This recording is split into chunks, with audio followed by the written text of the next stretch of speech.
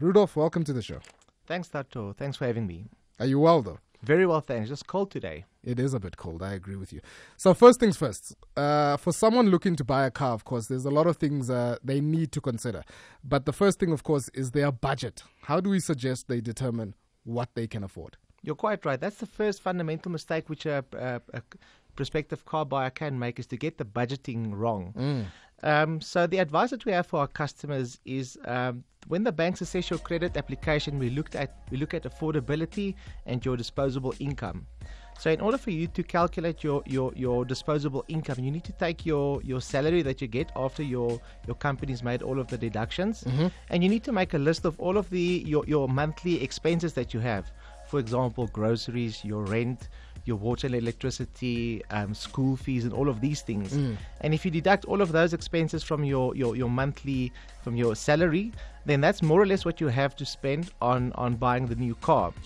But there's a further complication to that, because you mustn't just, if you do these calculations and you come up with, for example, 5,000 Rand, you can't just spend that 5,000 Rand on the installment of the car. You need to take all of the mobility factors into account. That meaning insurance, the maintenance, yes, and of course fuel for the car. Because we tend to think that, oh, like you say, I've gone through the entire budget. This is what I've got left. I've got 5,000 Rand. There's a brand new car there. They're saying 4,999.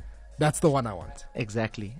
And quite interesting, from about 5 years ago, interest rates have halved, but the fuel price has doubled. So you need to take that into account. And the general rule that we advise our customers is, if you buy a car of about 5,000 Rand, or if you have 5,000 Rand to spend per month, then to allocate 2,500 Rand for the installment of the car, and then the other 2,500 for fuel, for maintenance, and the insurance. Is it that hectic? That's how hectic it is. So 2,500 Rand for the installment, 2,500 Rand. That's how much you're budgeting on petrol alone to get this car to wherever you want to go. Yeah, it depends on how much mileage that you do and what the consumption of the car is. But this is just for the average Joe Blogs in the road who does the normal 2,500 kilometers a month. That's fantastic advice. Now, what if you're currently paying off a vehicle now? How does that affect your budget?